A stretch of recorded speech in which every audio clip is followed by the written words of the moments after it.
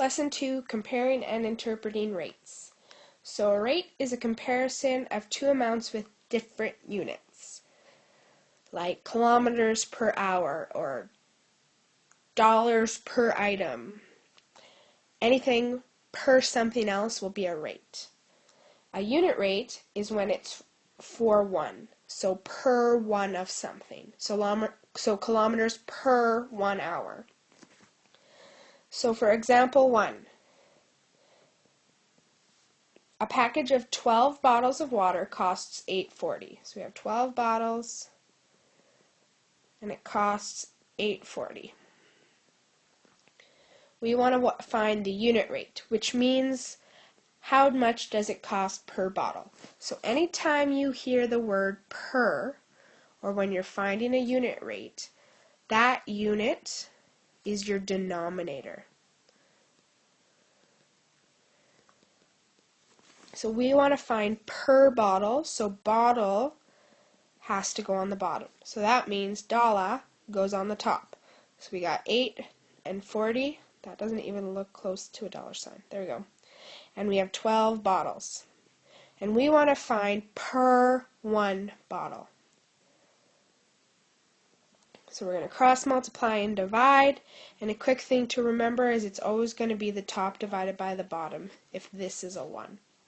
So 840 times 1 divided by 12 equals X. I'm just going to rewrite that 8 because it looked like an S. And if you type this into your calculator, you get 70 cents per bottle. So that's your unit rate.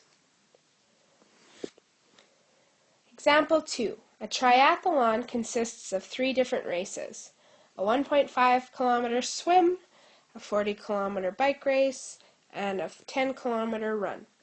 Simon Whitfield, who is a Canadian athlete from BC, participated in the triathlon in both the 2000 and 2008 Olympics. Based on his results, compare his speeds for each section of the race. So first, we're just going to look at each section. And obviously, if you were running a race, you would want your time to be slower. So between 2000 and 2008, he swam faster the first time, because it took him less time. When he was biking, he swam faster the first time. And when he was running, he swam faster the second time. So we want to compare his rates now. So for the time, we look for the slower number, but that might not be the same thing for the rate. So we want to find the rate as kilometers per minute. So for 1 minute, that's the rate we're going to look for. So first let's do swimming. So in 2000, he ran 1.5 kilometers in 17.93 minutes. And we want to find for 1 minute. So cross multiply and divide, and you get X is equal to 0.084 kilometers per minute. In 2008, he swam 1.5 kilometers in 18.30 minutes. And we want to find for 1 minute. Cross multiply and divide 1 times 1.5 divided by 18.3, and you get X is equal to 0.081 kilometers per minute. So looking just at this, we have one rate that has a higher number and one rate that has a lower number. Now, we already know that the first rate is what we want, because that's how he ran faster. So that means that when you have a higher rate, he ran faster. And if you have a slower time, he ran faster.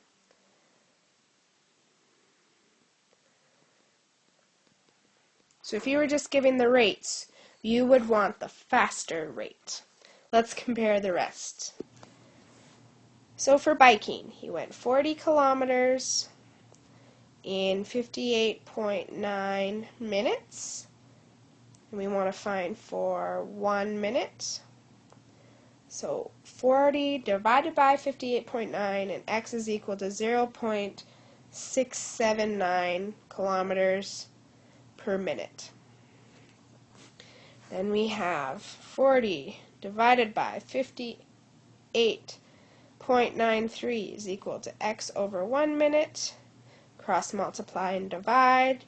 You should get x to be 40 divided by 58.93 is 0.679 kilometers per minute. So if we will look down at these just as a rate, they basically are the same thing. So he only increased by milliseconds. So as a rate, they're the same. Now if we look at the run, we have 10 kilometers in 30.87 minutes. And we want to look at x over 1 minute. So 10 divided by 30.87 is 0.324 kilometers per minute. And the last one, oops, I dropped my pen. 10 divided by 30.80 minutes is equal to x for 1 minute. So 10 divided by 30.8 is 0.325 kilometers per minute. So he increased in 2008 slightly. So just as a recap, he improved slightly when he ran. He stayed the same when he was biking, and he got slower on his swim.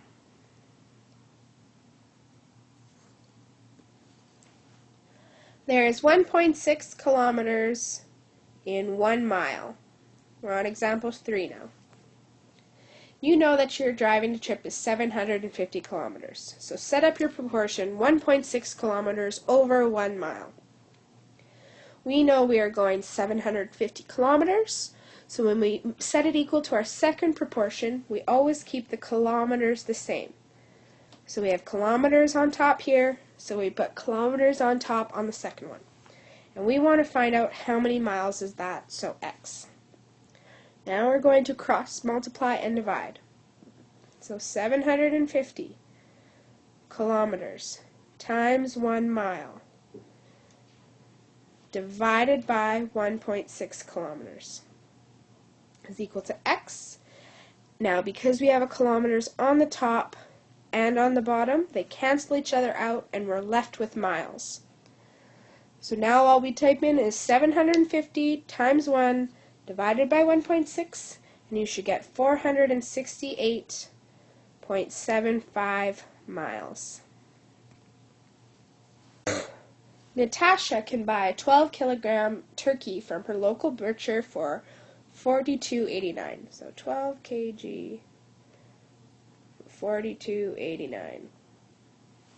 The local supermarket has turkeys advertised in its weekly flyer for $1.49 per pound. There are about 2.2 pounds in 1 kilogram. Which store has the lower price? So what we're going to do is we're going to convert this 12 grams and see how much it costs per pound. So 2.2 pounds, LB, is 1 kilogram. And we have 12 kilograms. So we're going to put that in the same spot as the kilograms, so the bottom. And we want to find out how many pounds, so that is your x. So we're going to multiply across. So 12 kilograms times 2.2 pounds divided by, divide down, 1 kilogram is equal to x. Now our kilograms are going to cancel each other out. So all we do is 12 times 2.2, and you should get 26.4 pounds. Now we want to find out how much it costs per pound. So per pound means pound's going to be on the bottom, and our costs on the top, and we know it costs $42.89, and there is 26.4 pounds. We want to find out how much for 1 pound.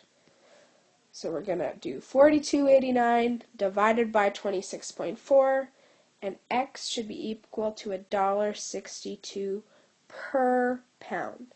So the store that is cheaper is the supermarket.